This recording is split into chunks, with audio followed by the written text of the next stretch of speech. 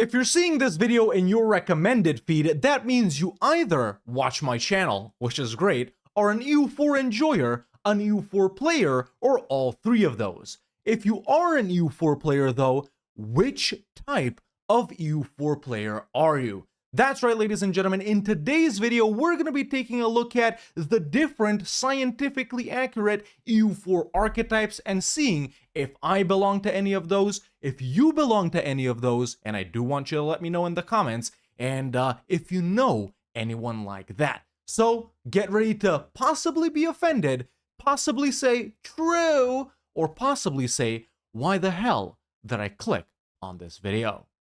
All right, ladies and gentlemen, here we are. So as you can see all around me right here, I have two different images of various EU4 player archetypes that I found while browsing the wretched hive of scum and villainy known as Reddit, more specifically the Mos Eisley Cantina known as ParadoxExtra, where people post memes and stuff like that about various Paradox games. And I initially wanted to make a video about that subreddit, but I found these two images right here, and I thought, hey, why not get a little more specific? We're all EU4 players here, aren't we? So let's go ahead and analyze these different EU4 player archetypes. You guys will tell me if I belong to any of them, or if you belong to any of them, or if you find yourself in some of them.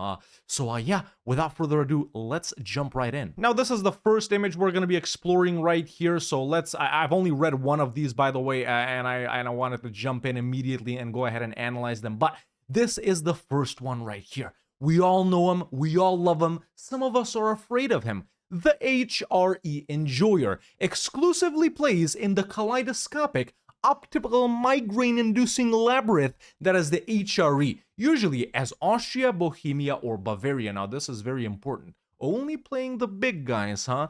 I don't know. There are no provinces east of the Carpathians, west of Ile-de-France, south of Rome, or north of the Baltic Sea. There is only the HRE. All will be holy, all will be Roman, TM, all will be an empire. May or may not enact Renovato Imperii, which is, to unify the HRE into an actual country, sometimes flip Protestant for a variety as a treat, and despises aggressive expansion. Now, the HRE enjoyer, man. I'm an HRE enjoyer myself. I will say that. However, I don't usually play as Austria, Bohemia, or Bavaria, or the Bavarian Miners, whatever you want to call them. You know, I think it's a lot more fun to build up as some of the small guys. But do you guys hashtag relate to this? I'll say, I'm not exclusively this. I'm not exclusively the HRE enjoyer, but I am an HRE enjoyer. These other things I don't really agree with, but and I don't even exclusively play in the HRE, so come to think of it, I'm actually not the HRE enjoyer. Moving on to the second one right here, the veteran. Oh my god, and that Wojak already looks so tired, ladies and gentlemen. Just a typical Gen X right here. In a boring office job, and I'm interested in seeing how that relates to being the veteran. So, has more hours invested in painting maps than in his entire academic career. I know some of you like that. Remembers the good old days before Leviathan through rose-colored glasses. Listen, am I the only one that still likes Leviathan? Come on, man, it's really not that bad. I know about the launch, but no, it's a great DLC. Flips a coin every morning to decide if he's gonna post about just discovering a basic feature after X hours played, or post a mostly blank game map and ask which nation he should play next. Okay, I got something to say about this. It's secretly burnt out, but nothing else really scratches that grand strategy itch, does it? Both hopes for and dreads the release of EU5, knowing damn well that he's going to be disappointed by the lack of basic mechanics for the first half decade. Now, I'm going to say something. This is like half of the EU4 subreddit, all right? Like, I got no issue with this one right here, no issue with this one right here, but I have a major issue with this one. Like, oh my god, did you guys know that you can actually core a province? Full core it? I only learned that after 3,700 hours of gameplay. I hate posts like that pop up on the EU4 subreddit, man. I hate it. Or, which country should I play next? Just hit random. It's in the bottom right. Literally play anyone, dude. There's thousands of nations in EU4, man. Or actually, not thousands, but about 1,000. Play some of them. Like, we gotta, if I was EU4 subreddit president, vote for Hawk, by the way, I would ban these types of posts. I would ban these types of posts. Secretly burnt out, you know, hopes and dreads for EU4. I gotta talk about this as well because EU5 is looking like it's gonna shape up pretty well at launch, boys. Definitely nothing like Victoria, but I guess we'll have to see. So, am I the veteran? No, I'm not the veteran. Are there a lot of them? Yes, especially on the EU4 subreddit. Moving on to the Power Gamer. Now, you can't see everything. There we go. I'm gonna raise it up just a little bit so my head doesn't block it. Okay. Strengthen noble privileges, strengthen noble privileges, strengthen noble privileges. Hell yeah, that gets 5 big booms from me. Boom, boom, boom, boom, boom. Strengthen noble privileges, ladies and gentlemen. The superior tier 2 government reform. Unless there's a unique one, but even then, it's usually better. Spends the first half hour of every campaign paused on November 11th, 1444, the optimal start date. Duh. Optimizing his nation in order to maximize every conceivable advantage right out of the gate. You know, I'm finding myself in these two so far. Not half an hour pause, but by now I do it automatically, man. I don't even think about it. It's just like autopilot when I start the game. Poor quality PC that crashes whenever he loses a battle, misclicks an event, loses an air. Okay, that's definitely not me.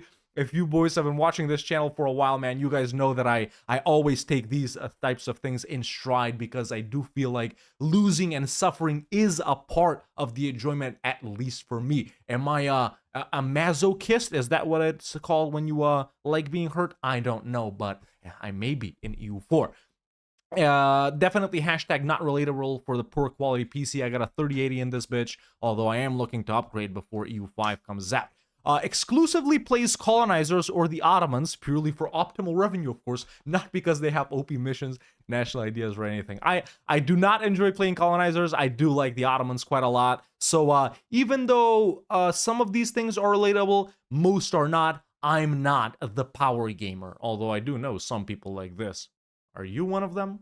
Moving on to the next one right here, the Rookie. An ever-expanding and ever-shrinking archetype of EU4 players because it is possible that you graduate from a Rookie and move on to a different archetype. Let's analyze what the Rookie is actually about.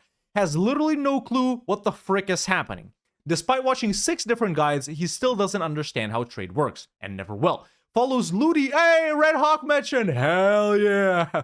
Follows Ludi, Red Hawk, Mordred Vikings guides like they're the 10 commandments. Listen, I got all 10, baby. I got all 10. Hey guys, how do I beat the Ottomans? Classic. Thinks he's getting the hang of things, then discovers yet another new mechanic and falls into despair trying to learn what it does. Swears off the game every 20 to 30 hours, only to return when he gets bored or a new DLC drops and gets sucked back in all over again. Listen. Many years ago, because as you all know, I am old, I was a part of this, you know, when I was starting out with EU4, man. We've all been there. We've all been there. You literally have to start being this archetype, right? Unless you come from a different Paradox game in which you'll have a little bit of a grasp, but yeah, I don't know. There are definitely lots of you guys watching that are the Rookie if you've just recently discovered EU4 or something like that, but I'm thinking not too many of you, although a very common archetype, not rare at all. After that, ladies and gentlemen, we have the Philhellene, exclusively plays Byzantium and very rarely Trebizond. Listen, I throw Theodoro in there a little bit, even though they're Gothic, you know. Literally cooming over Biz's rework. This is probably for domination, eh? Listen, I know some of you were too. Regularly 1v1s the Ottos without hiring mercs or allying Poland. This is some flory stuff. I've never done that. I don't think I can. The table rises 7 inches when he converts the final Turkish culture province. Okay, this already, you know, tells us everything we need to know about how many of these people there are. His baptism by fire has actually made him highly skilled at the game, but he'll never use his talents for anything but trying to restore the Roman Empire the hardest but most satisfying way possible. Lives to hear the historian cry about how ahistorical Byzantium runs are. Yeah, man, the Philhellene, especially in the EU4 community, because I guess, I don't know, Byzantium, I guess, does appear in like Crusader Kings and stuff like that, but they're not really like, they don't really have the aura, you know, that they have in EU4. So many Byzantium lovers out there, and there are definitely lots of Philhellenes watching this video right now. You know who you are, Kostas. You know. Moving on over to the mod enthusiast. You can't see the last line because of my head, but I will show it. Okay. I don't like these guys. I already don't like him just because of that Wojak right there. He scares me. He looks like a, you know, a Discord mod, a Reddit mod, or whatever, you know. So let's just see what this archetype is all about. I'm hoping there aren't too many of you like this in the video watching, you know.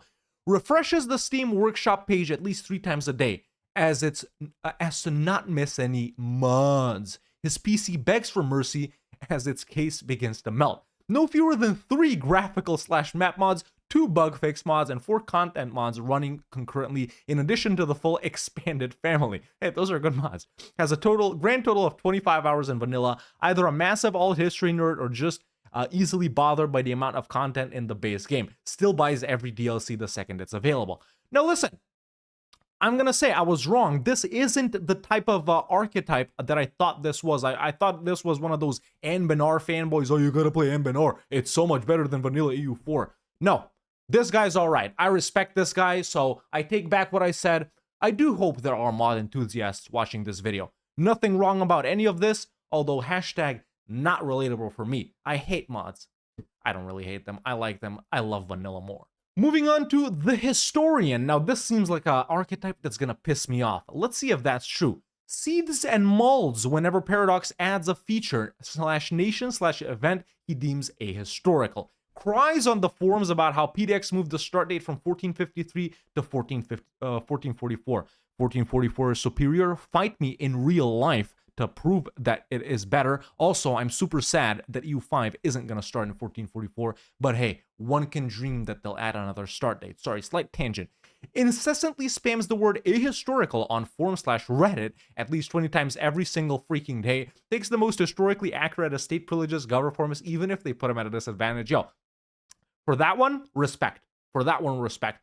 Has an aneurysm whenever he sees a new What If X1Y mod hit the Steam Workshop. Beneath it all, actually really cares about the storied past of the nations he plays, caught up in imagining what life in that country at the time would have been like. Now, on first glance, this seems like a negative archetype, but because of this last sentence right here, deep down, we all know inside that these types of archetypes are just really passionate. So even though this type of archetype might come off as annoying at first glance, you gotta give the respect where it's due.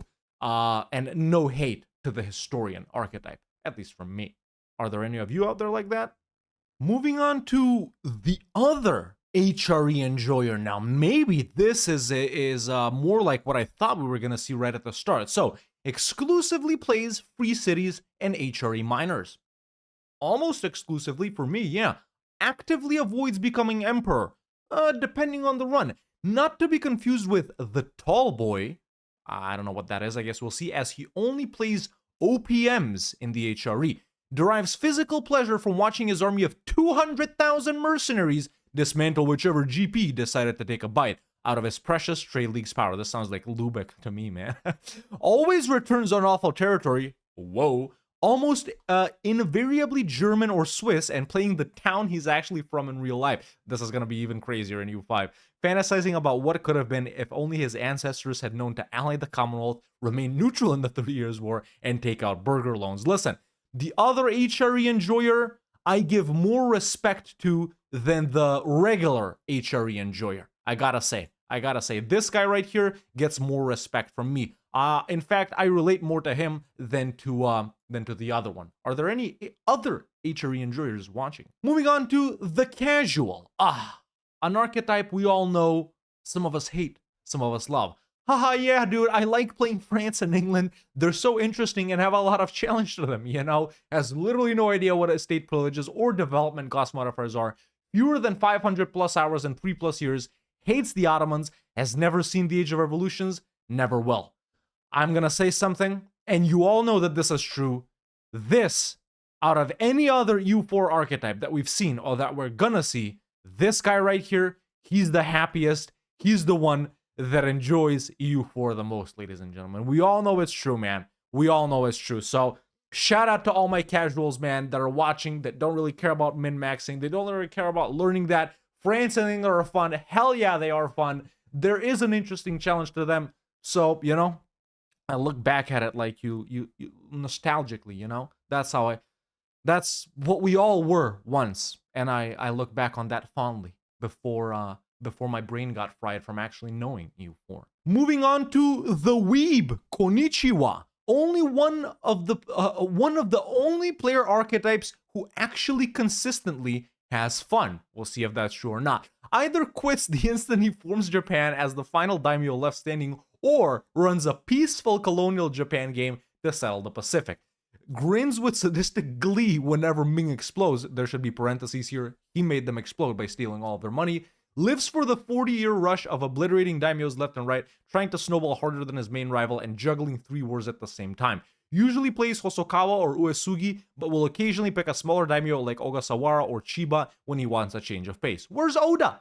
Played so once, found out the hard way that Ochi doesn't usually survive long enough for him to flip into Pirate Daimyo and give him an easy mainland target.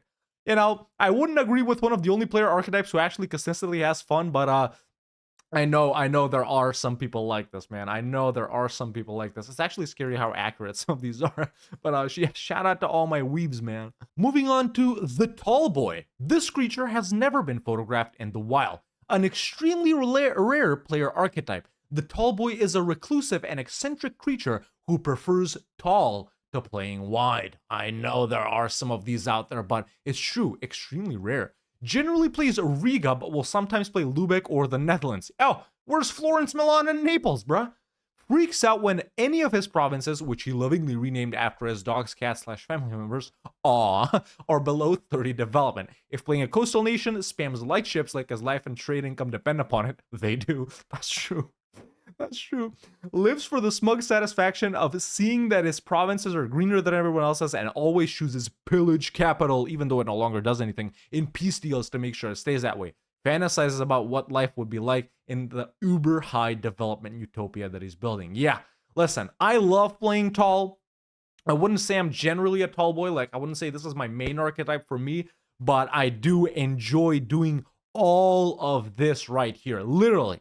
All of this right here. So perhaps, boys, even though I wouldn't say I'm the tall boy, I do #relate to this one the most, which is surprising.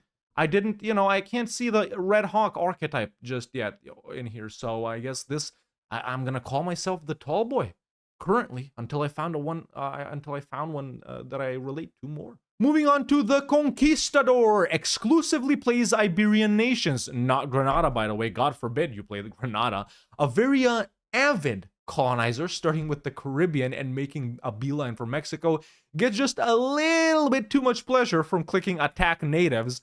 Manually assigns his colonial nations very historically accurate names. Generally pretty sus. Yeah, honestly, generally pretty sus. That's true. Now, this is definitely not me. Not a big fan of colonizing, man.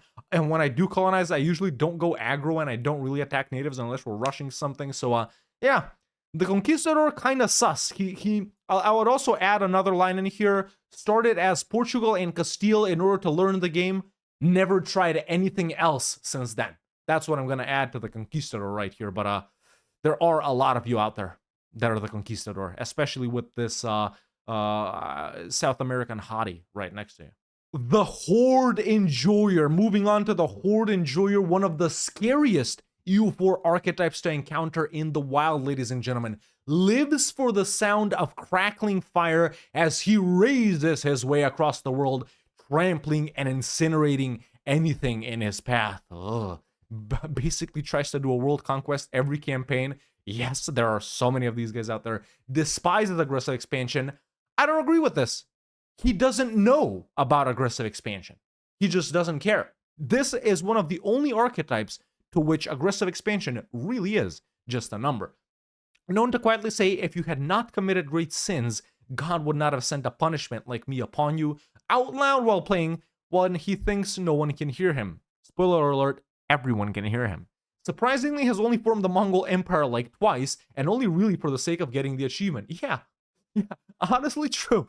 Has absolutely no qualms about creating the most atrocious border war known to mankind if it means he can grab those 2 extra provinces in the peace deal. Yeah, one of the most savage archetypes out there. I shiver my timbers every time I see someone like this, especially since I'm not a Horde Enjoyer at all. Going on to the New World Primitive, parentheses, Suffering Enjoyer. I may find myself in this guy because I have played so many of them. An exceedingly rare specimen, the primitive enjoyer is often falsely classified as a mythical creature. In fact, at least 4 known primitive enjoyers exist, an astonishing number given the complete and utter lack of New World content. Not really. Feels a twinge of panic when he spots the first European colony in the Caribbean. Yes, even more so when you see the first boats. Primitive enjoyers generally fall into 3 categories. Aztec warmonger, hashtag not me, Incan alt history enthusiast, hell yeah, North American Confederation former. Yes, not those. No, not those. Not that confederation. Okay, I get it. I am these 2 down here for sure. Aztecs, I recently discovered that I like them. While passionate about painting the entire American supercontinent their color of choice, primitive enjoyers often savor the relatively quiet decades before the great anti-colonizer crusade begins. Yeah. Especially for the Aztec and Mayan guys and the Incans, man. I do savor that. Not so much when playing the, the tribal guys that need to reform first, because that is a little bit of suffering, but yeah, honestly relate to. Desperately hopes that 137 will be a New World focused DLC. Spoiler alert, it wasn't. Moving on to the female. No players of this archetype are currently known to exist. Girl, don't play Paradox game. Haha, funny, am I right? Come on, bro. This joke stopped being old a while ago. I'm just gonna move on to Punjabi Pete, apparently. Welcome to the Thunderdome! Either goes Muslim and forms Hindustan or Mughals, or goes Hindu/Buddhist and forms Bharat. Respect. Lives for the thrill of constant expansion, gaining new course claims, and completely ignoring AE. Respect. Game is essentially over in a maximum of 200 years, but he has a blast for pretty much the whole time. Respect. Yo, I find myself in this one right here, man. I do love playing in India quite a lot. I definitely don't form Hindustan or Bharat often enough, but yeah, along with the tall boy, man, I would say I like Punjabi Pete the most, so shout out to that archetype right there. Are there any of you guys that belong to this one right here? I know there aren't that many playing in India enjoyers. Moving on to the militarist. We all know damn well what this archetype is and which nation they always insist on playing. Yeah, with the 17th Ludi Brandenburg guide playing on the other monitor. Little Ludi joke right there, but listen, I'm guilty of it too. I also have 17 Brandenburg guides. Hey, listen, boys, it's not our fault you guys want to see the same videos. What can I say? But yeah, another scary type of archetype right here. Probably the scariest one along with the Horde Enjoyer. And moving on to the final one from this first image that we saw right here. I actually can't move out of the way long enough, but I will move out when I get to that sentence. Either from Russia or the Balkans IRL. We can tell by the Adidas tracksuit and the punched eye? I don't know. Exclusively plays Russia or one of the Balkan minors. Conquers like his life depends on it, regardless of AE, leading him to be constantly coalitioned for trying to grow his nation. And the last sentence right here is basically just your average Slav who got lost on the way to EU4 in the Steam store. I know there are a lot of Slavic EU4 enjoyers, but I wouldn't say they play like this.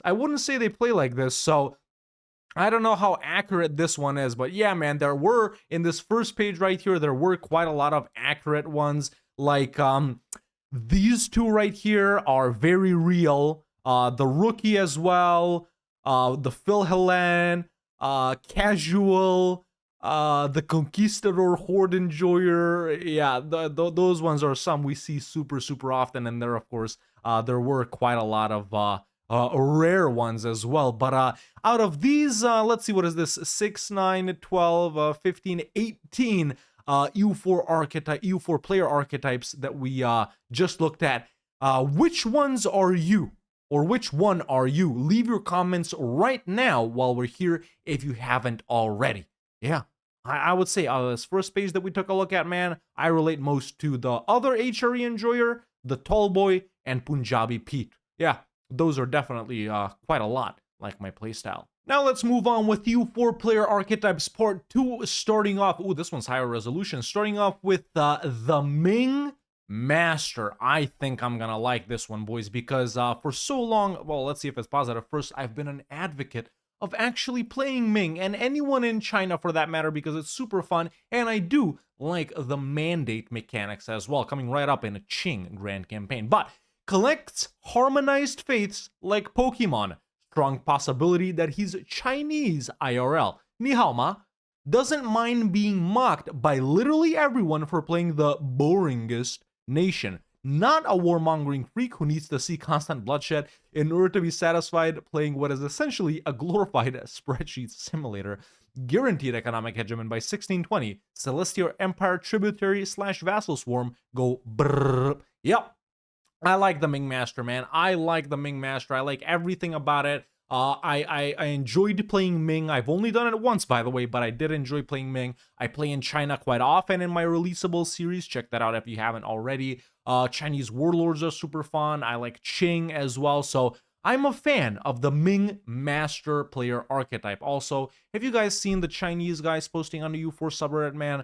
World conquest in like 15 years. Roman Empire as, Trebizond by 1452, stuff like that. Listen, if you think, I always say this, if you think you're good at EU4, you're not.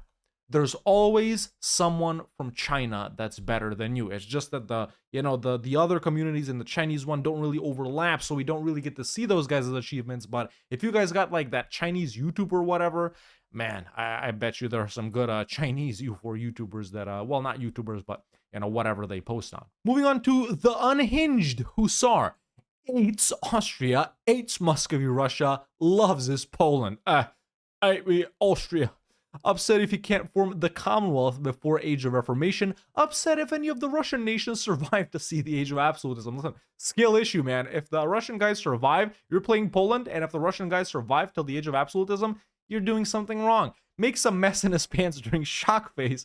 Listens to that Sabaton song, you know the one, on repeat, and then the winged Hussars arrived. Listen, shout out my boy Zlawek, man. He's Polish, you guys know, loves his Hussars and stuff like that. I wouldn't say he's this archetype, but listen, no hate on this one. No hate, nothing negative right here. Respect to this archetype as well. Lots more positive ones. I mean, we've only seen 2, but lots more positive ones so far in part 2. The pirate. There comes a time in every man's life when he is consumed by the desire to spit on his palms, hoist the black flag, and start slitting throats. And the pirate's time came when he first discovered that pirate republics existed in EU4. Yeah, the thing is, you can't play them in 1444. You got to do a colonizer and then form one as them. I'm talking about the real pirates, in the Caribbean and stuff like that. Shout out Jack Sparrow. But there are different types of pirate nations, one that exists in 1444. But I strongly prefer the ones you form, like, Port Royal and stuff like that.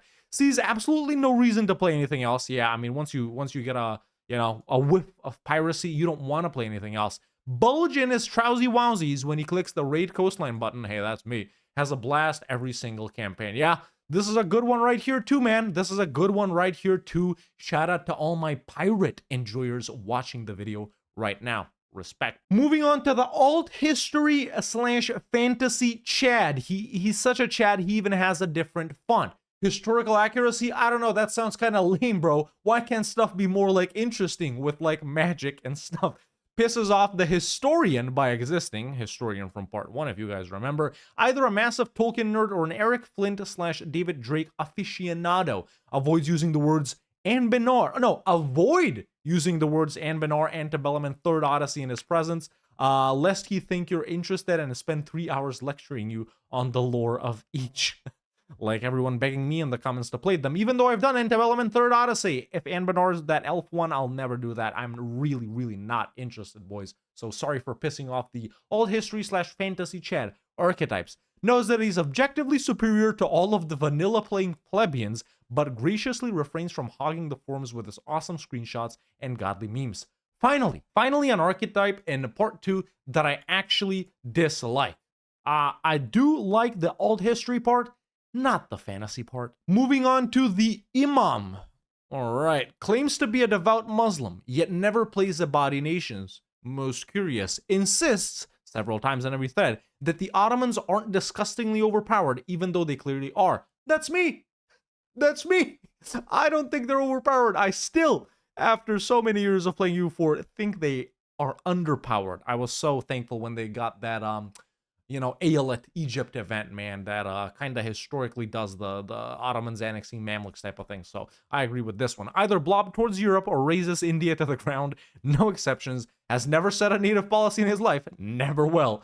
Almost always maxes out mysticism as fast as he can, even if it's a suboptimal gameplay choice. Yeah, I never go mysticism. Has definitely done the Mushasha jihadism questline, even if he says he hasn't. What's the Mushasha jihadism questline? I need to check that out. Did we play Mushasha in A to Z? I can't remember now. Any imams in the chat? Moving on to the Revolutionary. Actually plays during the Age of Revolutions. That's me, and that's me in the grand campaigns. I actually do play in the Age of Revolutions. Who did we go revolutionary with? France, and we blew up. That's right. Either a francophone or a legit communist. Revels in sadistic glee as age-old empires crumble into chaos and anarchy when revolutionary ideals spread to the provinces, extremely annoyed when the center of reformation spawns in frickin' India. You know what? I see myself in this one, not gonna lie, especially because I do play in the Age of Revolutions, and I'm from a francophone country. But I mean, is Kiribati a francophone country? I think we are. But yeah, with all that said, let's move on to the next one. This is another very rare one. I gotta add that. Moving on to the other pirate. Oh, okay, so there's like two pirates, just like the two HRE archetypes. So complains about how difficult mods are to install manually. Never explains why he doesn't use the Steam Workshop instead. Proudly announces he's never bought. Okay, I get it. Okay, now I get it. It took me to get to the second line, but now I get it. I gotta admit, a little slow today. Proudly announces that he's never bought a single DLC, yet mentions DLC features all the time when talking about his campaigns. Cries when the most recent update requires him to repurchase the entire game again. Curiously, has never played a Pirate Republic in his life. I wonder why. This archetype is more common than you think. That's all I'm gonna say. More common than you think, especially in EU4 subreddit comments. But yeah, are there any other pirates out there watching this video? Moving on to the Theocracy LARPer. No, the Acolyte. Don't ask him about his IRL political convictions. Seriously, don't. Praise before opening a new campaign. Obviously doesn't take Theocracy for the OP gov reforms or anything. Haha, that would be blasphemous. Makes very unholy noises when the Protestant Reformation fires, despite his best efforts to suppress it. Once very guiltily played through a fifth monarchist campaign, then confessed immediately afterwards. This is one of the funnier archetypes we've encountered so far. Not very common, I gotta say, although you can spot this one from time to time. Any acolytes watching this video right now? This is a funny one. This is a funny one, especially because it's always like a young guy, which this is a very accurate Wojak right here. Very accurate. Moving on to the Cheater. Has never touched Iron Man in his life and never will. Pretty self-explanatory. All right, well, you know, I get the console when starting out. You know, you get yourself into a hard place and you want to like escape that situation. You don't want to restart or anything like that, so you use like I don't know, money or monarch point cheats or something like that to make yourself stronger. But I don't agree with the never will. I think cheaters should graduate to other archetypes. I don't think you should stay this archetype. And I know there are a lot of you watching this video that are the Cheater. Moving on to the Multiplayer Maniac. One of the most despised archetypes by the non-multiplayer part of the community. So somehow it has 100k troops by the 1500s. Before even reading the rest, Zlewick can be this archetype if he wants to. Habibi as well, they do MP, especially with this first one right here. Has a list of Excel formulas for the most optimal usage of mana points. Yep. I could also call this guy, if he does these things in single player, the min-maxer. If we didn't get one, or if we don't get one like this by the end.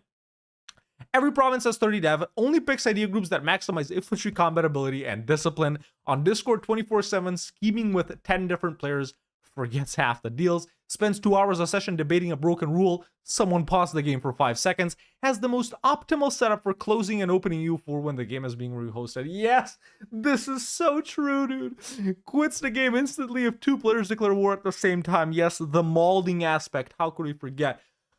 You do not want to come up against this guy in your multiplayer lobby. Let me tell you that, man. Rather, just do like some roleplay type MPs, guys. Just do some roleplay types, not the min-maxing ones, boys. Not the min-maxing ones. I know there are a lot of you guys watching that are this one. All I'm gonna say is touch grass. Going on to the true heir of Timur. Exclusively plays in Persia. Occasionally flips Zoroastrian as a treat. Actually has the true heir of Timur achievement and never fails to mention it at least twice in every conversation.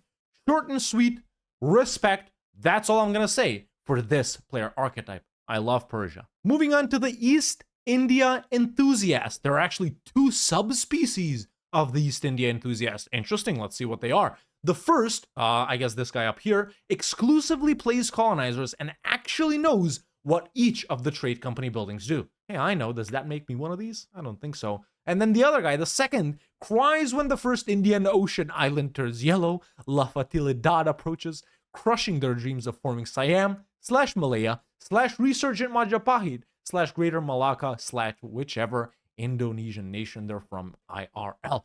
Honestly, I relate to the second subspecies of the East India enthusiast a lot more than the first. So, shout out to all my Indonesian bros watching this video. Moving on to perhaps the most revered archetype, the one a lot of other archetypes strive to be, but you just can't. You just gotta have it in you. You just gotta have that dog in you. The World Conqueror, also known as the Achievement Grinder, has 2,500 hours of playtime. All of it is Spain, Austria, Mughals, Ottomans, Russia, or Qing, or Ming. Seethes over the casual's existence, despises the multiplayer maniac, has a shrine in his room dedicated to the 4 guys who've ever done a Biz World Conquest. There's a lot more than 4, let me tell you that. Did I ever tell you what the definition of insanity was? Respect to the World Conqueror, except for, seething over the casual's existence. Not everyone needs to be the World Conqueror, but these are guys that do it just for the love of the game, man. Just for the love of the game. Every campaign they do is a world conquest. Every campaign they do achievements. There has to be something to look forward to. You can't just start up a game and see where it takes you. But yeah, even though this one is a tricky one to encounter, respect to the World Conqueror. Moving on to La Serenissima, also known as the Trade Republic Fiend, actually understands. I got choked up seeing this archetype. What can I say? Actually understands how trade works, tells everyone else to just figure it out, lol. Boys, it's really not that hard. Just move around your merchants till you see the setup which makes you the most money, man. It's as simple as that. Only plays Venice, probably has an actual Venetian flag hanging in the room, the coolest flag of all time, along with Qing, by the way, let's be real. Profile picture is a picture of some obscure doge with red laser eyes. I feel like I've seen a couple of those, not gonna lie. Genuinely hates the city of Genoa in real life. Oh my god. Venice, no. Venice should have taken Constantinople in real life during the Crusades. That way it wouldn't fall into the hands of Turks. Actual quote, by the way. One I don't agree with. Listen, the Serenissima, a tricky player to encounter, loves maxing money. These guys, if you encounter this player in an MP lobby, run. Just run. Stay as far away as you can from Venice. Although they'll get the Suez Canal in 1461 and be in Australia by 1450. That's how fast they are. La Serenissima, respect, but you gotta chill a bit. Okay? Moving on to the Sub-Saharan Africa enjoyer? Question mark? Wait. I know I'm gonna be offended by this one. He actually plays in Sub-Saharan Africa? Yes. Do people actually play in this region? Yes. He enjoys forming Mali? No, not Mali, bro, but those green guys? Yeah. Seriously, what is there even to do here? Get pwned by colonizers even sooner than the Americas? No. You can tell that this is made by a non-Sub-Saharan, what I like to call it, West Africa enjoyer, man. Super fun region. Gold, wars, different religions, different cultures, suffering to rebellions, and then by the time the colonizers come, you're not strong enough to kick their ass, don't get me wrong, but hey, pretty soon you will be. I am the sub-Saharan Africa enjoyer. Just like, you know, I relate to 3 or 4 from the last one that we saw, I relate to this one as well. Respect to all my West Africa enjoyers. There really should be more of us out there. Moving on to the pagan LARPer. Refuses to play colonizers, especially Christian ones. 0 hours as Castile or England, by the way. I know a lot of people like this, man. Everyone's like, oh, I have 5,000 hours. I've never played the Ottomans. Play them. They're fun. Zoroastrian / Tengri / fetishist / Confucian sympathizer, rarely Shinto or Hindu. Why? Prattles on about how their religion of choice totally could have survived until the modern day if it wasn't for those damn insert nation here. Constantly campaigning to have historical pagan minority added to Lithuania. Yeah, a lot of people do that. Tengri Poland for the win. 50-50% chance of being a Nazi. Usually identifiable by hours spent playing as Prussia, but how is that pagan? How is Prussia pagan? I don't know. Creamed his pants when 134 introduced a Norse event chain. Yeah, a rare one, but I've seen them. I can't say I haven't seen them. The pagan LARPers, man. You know, maybe not pagan LARPers, but you've seen some people mention all of these things. One person doing all of these? Very rare, I do have to say. Moving on to the Tunisian. Exclusively plays Maghrebi nations. I like Maghrebi nations a lot. Head might actually explode if he goes more than 10 minutes without making a snide reference to current Tunisian politics. That sounds like Leith.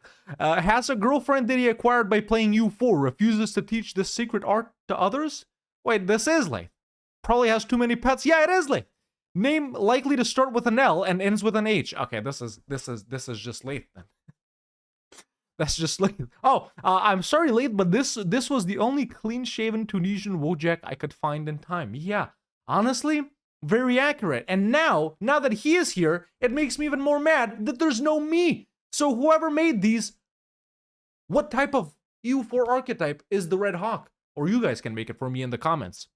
And moving on to the final EU4 archetype of the day, ladies and gentlemen. I can't move away from this one because it's in the corner. The Great Armenian Dreamer tries to escape reality by overcoming all odds and surviving as Karabakh, only to be effortlessly flattened by the Ottomans / Timurids when the Mamluks revoke their guarantee, refuse the call to arms. Real. Karabakh is super tough, man. Basically same as Phil Helen, but also argues that the correct name of the country is Ostrak. That seems too specific. I actually don't get this one. Distraught that Imperator Rome is dead as he can no longer relive the glorious times of Tigranes the Great. And let me turn off the cam for this last one. Likes that EU4 can be played offline in the bunker where he's currently taking shelter from the ongoing Azerbaijani invasion. Well, not an archetype I'd like to be. Not an archetype I'd like to be. And with that, we conclude all of the known EU4 player archetypes. But yeah, there you have it, man. Now that we've analyzed all known EU4 player archetypes, I gotta say I relate, once again, just to remind you guys, I relate most to the other HRE enjoyer, the tall boy, Punjabi Pete, half of the other half of the East India enthusiast. And which other one that I like as well? I guess I forgot. Maybe the Pirate 2. Maybe the Pirate 2 and the World Conqueror as well. But yeah, we've listed out about 30-ish of these, 36 I think. Which ones are you? Which ones do you know? Which ones do you like? Which ones do you hate? And yeah, man, these are scientifically accurate, of course. And if you haven't found your archetype right here, that just means that we have more archetypes to discover, and maybe in the future we will. But if you made it to the end of this long ass video, congratulations, man. Like the video if you did enjoy it, subscribe if you haven't already to stay up to date with future videos. And also, because I found these memes or whatever browsing the ParadoxExtra subreddit, let me know if you want to see me explore the most wretched hive of scum and villainy once again, and if you want to see a video on the heinous ParadoxExtra subreddit where people post memes about every Paradox game. But that's it for me for now. See you next time.